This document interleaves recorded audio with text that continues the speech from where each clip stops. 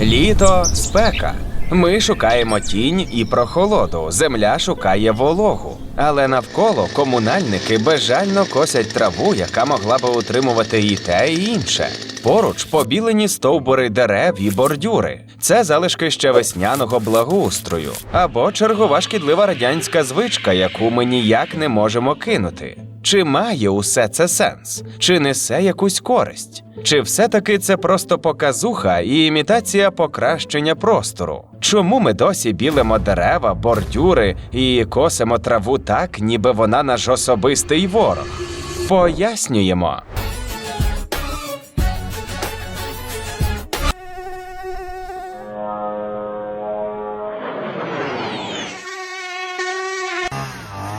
Почнемо з того, що просто зараз чути майже з кожного міського вікна – здзищання невгамовної мотокоси.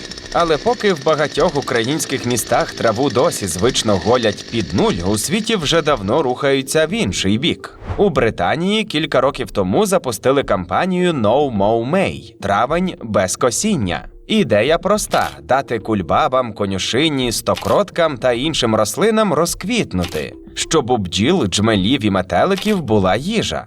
Потім ця логіка пішла далі. Не просто не косити один місяць, а створювати своєрідну мозаїку. Десь короткий газон, десь скошена смуга вздовж доріжки, а десь міська лука.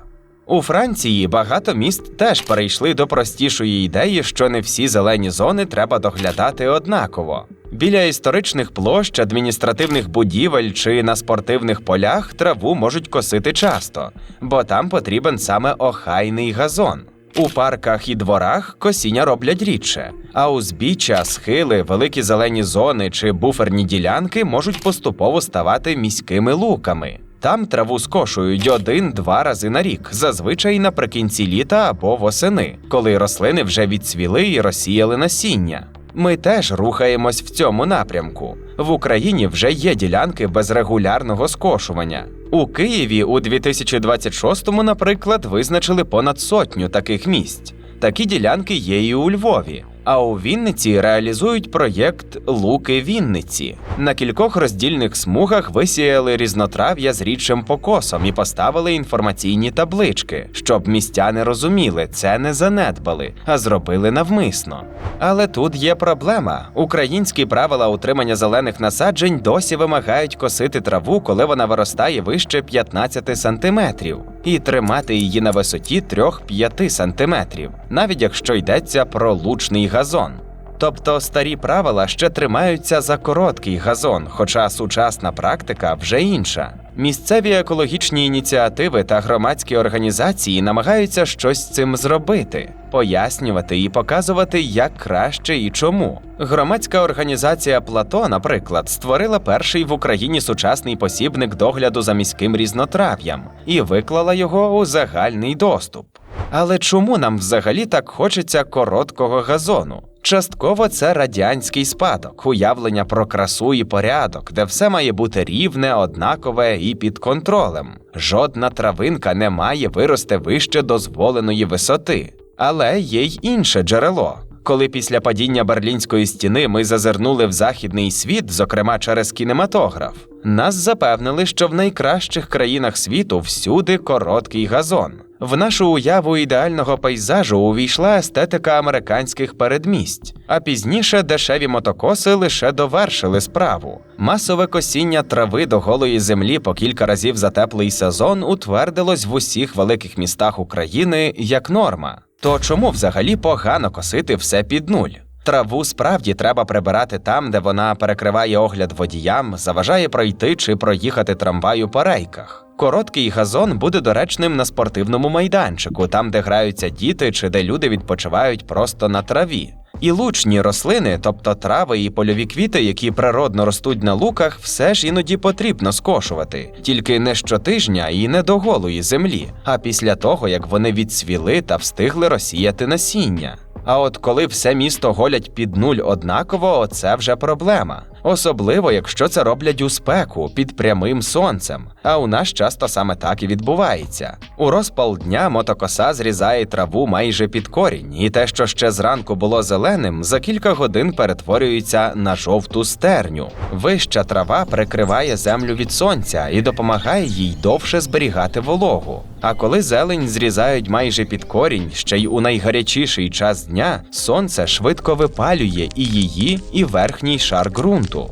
У суху погоду ця висохла кірка перетворюється на пил, яким ми потім дихаємо. А під час зливи вода гірше просочується крізь землю, зате швидше збігає на дорогу. Якщо вже косити влітку, то не в обідню спеку, а тоді, коли температура спадає, тобто ближче до вечора. І не під нуль, а залишати траві шанс відновитись. Разом зі скошеною травою зникають і квіти. Вони просто не встигають розпуститись та дати насіння. Для бджіл, джмелів і метеликів це означає менше нектару та пилку, а для міста – менше запилювачів і бідніше озеленення.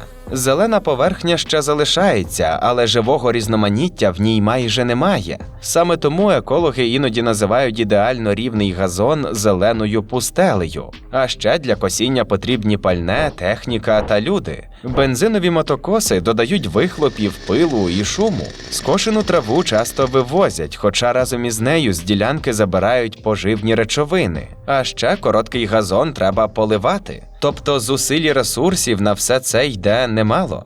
Окремий страх – кліщі. Санітарні рекомендації справді радять бути обережними у високій траві, кущах, лісосмугах і місцях із торішнім листям. Але це не означає, що будь-яка висока трава автоматично перетворюється на розсадник кліщів. Їм потрібні волога, затінок і тварини, на яких вони живляться. Тому після прогулянки біля кущів, у заростях, на узліссях, біля куп листя чи там, де проходять тварини, в будь-якому разі варто оглядати одяг і тіло. А загалом ми не мусимо обирати між голити все під нуль і перетворити місто на джунглі. Різним місцям потрібен різний догляд. Біля доріжки можна лишити акуратну скошену смугу. На галявині дати рослинам відцвісти і скосити їх 1-2 рази за сезон.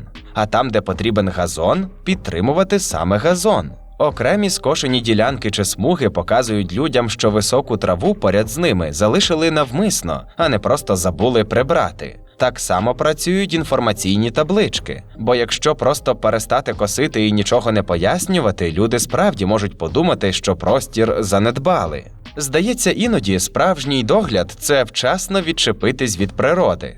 Але трава – це не єдина частина міської природи, яку ми звикли приводити до порядку за шаблоном.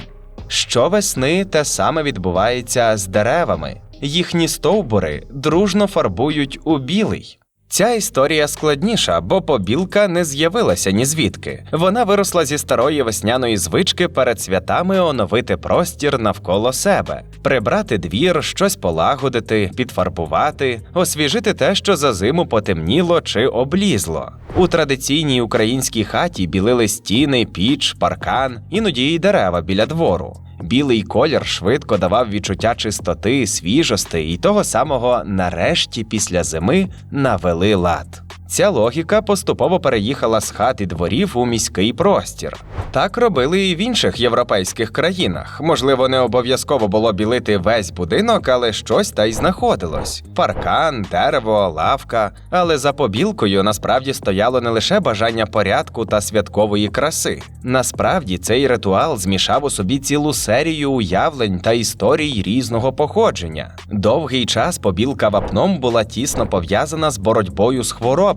Під час пандемії чуми в 14 столітті ним покривали споруди для карантину. Білий колір тоді, так само як і зараз, асоціювався з чистотою. Справжній тріумф здорового білого стався у кінці 18-го, на початку 19-го століття в Європі. Задля покращення громадського здоров'я в містах засаджували парки та газони. Цвинтарі виносили за межі міст. Прокладали каналізації, більше косили траву. Білого кольору ставало все більше, як зовні будинків, так і в інтер'єрах. Побілені багаті маєтки майоріли від Америки до Східної Європи. Під час масових епідемій холери на початку 19 століття, які переживала вся Європа, включно з Україною, вчені казали, що білий колір відбиває погані заразні запахи. А потім побілка перекинулась на дерева. Дешевою, доступною і достатньо білою основою для сумішей було вапно. Але це не завжди було просто вапно з водою. В різні рецепти могли додавати глину, клейкі речовини, а пізніше й мідний купорос, або інші добавки проти грибків і шкідників. Спочатку це мало бути захистом від зайців, а пізніше від інших шкідників і від хвороб. Побілені стовбури швидко перетворились на обов'язковий елемент пейзажу. Загалом, вся ця естетично-гігієнічна побілка будівель і дерев стала звичним явищем ще до того, як постав СРСР. Більшовики її не вигадали, але вони дуже добре зрозуміли, що цю практику можна використовувати в своїх інтересах, як доказ нібито прогресивності, турботи про гігієну і, так би мовити, правильного порядку. Ну і як належить тоталітарній системі, вони цінували контрольовану масовість. Тобто ситуацію, коли багато людей одночасно роблять одне й те саме не тому, що самі так вирішили, а тому, що так організувала влада. Так народилось добре знайоме нам явище «суботник». Щороку, аж до розпаду СРСР, навесні до дня народження Леніна і до 1 травня, громадян масово виводили на вулиці – копати, підмітати, садити і, звісно, білити. Від покоління до покоління люди переживали цей ритуал як норму. Не дивно, що він вплинув на саме уявлення про те, що таке гарно і доглянуто. То що, білити чи не білити? Ось в чому питання. І відповідь на нього довша за одне слово. Сучасні фахівці не кажуть, що побілка дерев завжди безглузда. Іноді вона справді може допомогти, але не всім деревам і не тоді, коли заманеться. Основний сенс побілки – захистити кору від різких перепадів температури наприкінці зими. У лютому чи на початку березня буває так, що вдень сонце сильно нагріває темну кору, а вночі температура знову падає нижче нуля. Для дерева це стрес, кора то нагрівається, то різко охолоджується, і через це може тріскатись. Так з'являються морозобоїни, глибокі тріщини, через які потім легше проникають грибки, бактерії та шкідники. Білий колір відбиває частину сонця, тому стовбур менше нагрівається вдень. Перепад між днем і ніччю стає не таким різким. Ризик пошкодження кори зменшується. Саме в цьому і полягає реальна користь побілки, коли її роблять вчасно і для тих дерев, яким вона справді потрібна.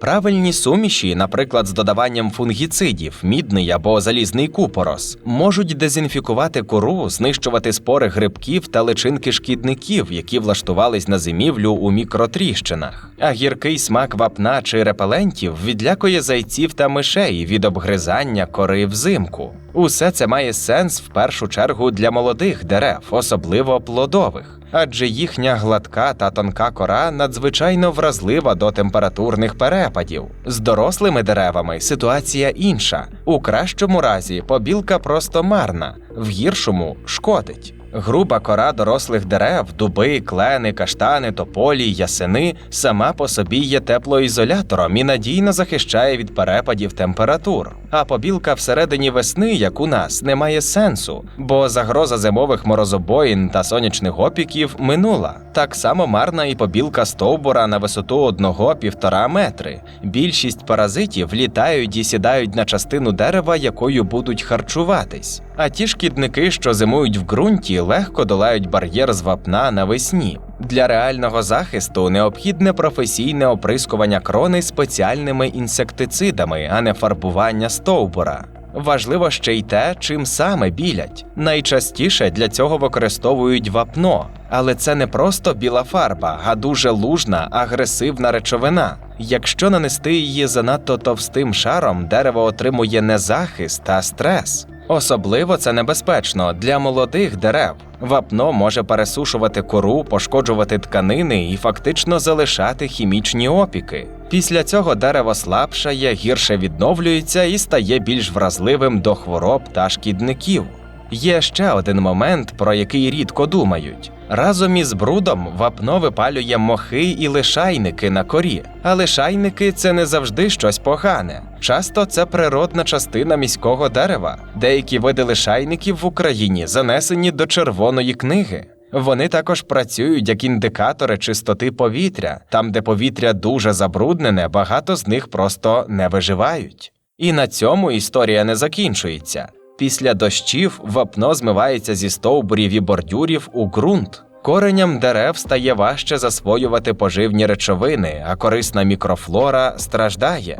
Отже, з деревами відповідь не чорно-біла. Іноді захисне покриття справді корисне. А ось з бордюрами і стовпами усе значно простіше. Вони не мерзнуть, не хворіють і зайці їх не гризуть. До того ж, у нас офіційно заборонено білити бордюри. Але про це трохи далі. Спочатку розберемось, звідки це взагалі пішло. Під час Другої світової війни біла фарба отримала практичну функцію. У Британії, наприклад, під час блекауту білими позначали дорожні лінії, бордюри, телефонні будки, поштові скриньки та інші помітні елементи міста. Це мало допомогти водіям і пішоходам орієнтуватися вночі, коли нормального освітлення не було. Схоже було і в СРСР. Білили те, що обмежувало дорогу або могло працювати як нічний орієнтир, тобто бордюри, стовпи, іноді придорожні дерева. Звісно, для дерев значно важливішою була садова і, так би мовити, гігієнічна історія, про яку ми вже говорили. А от для бордюрів і стовпів це справді пояснює, звідки взялася ця звичка фарбувати дорожні краї в білий. Війна завершилась, а звичка залишилась. А потім поєдналась з радянсько-армійською установкою, що солдат не має сидіти без роботи, і перетворилась на цілий феномен.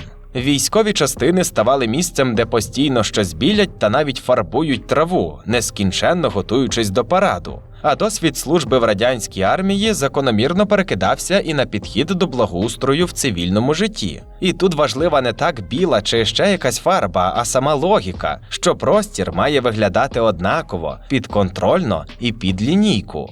Саме тому авторитарні режими і зараз так люблять уніформовану естетику. Вибілені бордюри, однаково підстрижені кущі, дерева пофарбовані на одній висоті. Це спосіб показати не стільки турботу про місто, скільки можливість влади наказати простору виглядати правильно. Зараз, якщо казати про орієнтування на дорозі, то жоден сучасний стандарт чи жодні норми не містять рекомендацій щодо білення інфраструктури вапном. Безпеку руху забезпечує дорожня розмітка, яку наносять спеціальними фарбами або пластиком безпосередньо на асфальт. Комунальні служби часто покривають вапном похилені, потріскані, надщерблені або частково зруйновані бордюри чи інші елементи ландшафту, щоб швидко навести порядок дешевим методом.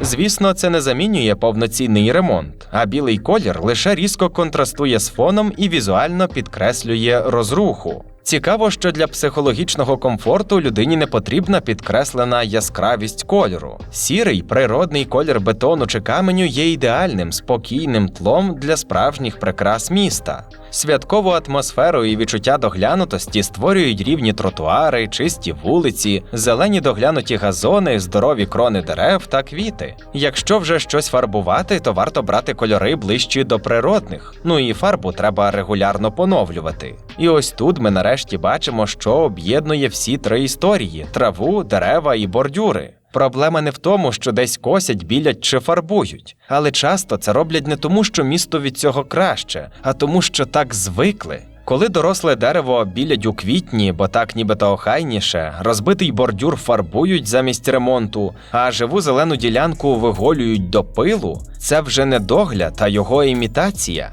А взагалі, як ми і казали, офіційно з побілкою все доволі чітко. Ще в 2006-му Міністерство будівництва, архітектури та житлово-комунального господарства України затвердило наказ, де прямо забороняється білити вапном декоративні дерева і малі архітектурні форми. Окремі міста пізніше почали офіційно дублювати заборону на локальному рівні. Київська міська рада ввела свій мораторій у 2018-му. У Львові білити елементи міського благоустрою додатково під загрозою звільнень забороняли окремим розпорядженням міського голови. Долучились до схожої практики і окремі ОДА, зокрема Житомирська та Чернігівська. Втім, комунальні служби це не завжди зупиняє. Наприклад, у місті Долина Івано-Франківської області місцеві комунальники казали в коментарях пресі, що розуміють застарілість практики побілки, але змушені дотримуватись традицій, бо це дає відчуття порядку та чистоти населенню. Або, як казав колишній мер Острога, можливо, в цьому і немає практичної складової, але коли в місті побілені бордюри, підметені вулиці, це додає святкового настрою. Тож навіть правила і заборони не факт, що зупинять давній потяг до побілкового благоустрою. Але все ж таки ми від цього поступово відходимо. Впродовж останніх років уявлення про те, як має виглядати доглянутий міський простір, змінюється. У 2018-му тодішній заступник міністра регіонального розвитку, будівництва та ЖКГ України Лев Парцхаладзе у Фейсбуці закликав комунальників зупинити побілку. Він наводив у приклад європейський досвід, де замість вапна інвестують у довговічну дорожню розмітку, а дерева обробляють професійними препаратами лише за медичними показаннями. Отже, що нам з усім цим робити? Вже не ті часи, коли побілка є найкращим антисептиком, і ми можемо щиро відстоювати її беззаперечну користь. Вапно теж більше не єдина масово доступна фарба. У європейських країнах досі білять молоді саджанці дерев, але спеціальною захисною фарбою. І лише тоді, коли це справді дає ефект, тобто взимку. Тож не будемо впадати в крайнощі. Ми не кажемо, що косити взагалі нічого не треба, а будь-яке захисне покриття для дерева – безглуздя. І точно не кажемо, що комунальники мають просто перестати працювати. Нашим містам потрібен догляд. Але, як ми вже зрозуміли, зробити простір максимально білим, коротким і однаковим не допомагає і краще не стає. Побілка молодого плодового дерева взимку може мати сенс. Побілка дорослого каштана посеред весни – ні. Скошена смуга вздовж доріжки може бути ознакою турботи про простір, а от вистрижений схил біля дороги більше схожий на наслідки пожежі. Ну а білий шар вапна на розбитому бордюрі хіба що цю розбитість підкреслює. Так, справжній догляд часто складніший і менш помітний, ніж його імітація. Його складніше сфотографувати для звіту. Здорова міська лука не така акуратна на перший погляд, як газон після мотокоси, а відремонтувати тротуар дорожче, ніж побілити бордюр. Але в цьому якраз і полягає різниця між містом, яке лише виглядає прибраним, і містом, у якому справді краще жити. У світі глобального потепління, пилу, злив і нестачі вологи нам потрібна більша присутність природи у місті. Трава, дерева, ґрунт, тіні, вода – це буквально міська інфраструктура виживання.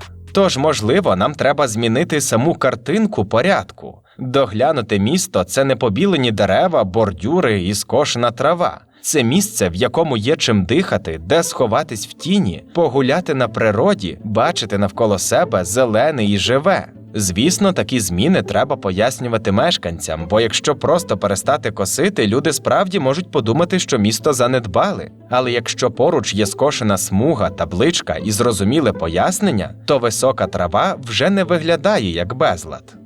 А ви помічали у своєму місті побілку дерев, бордюрів чи косіння під нуль?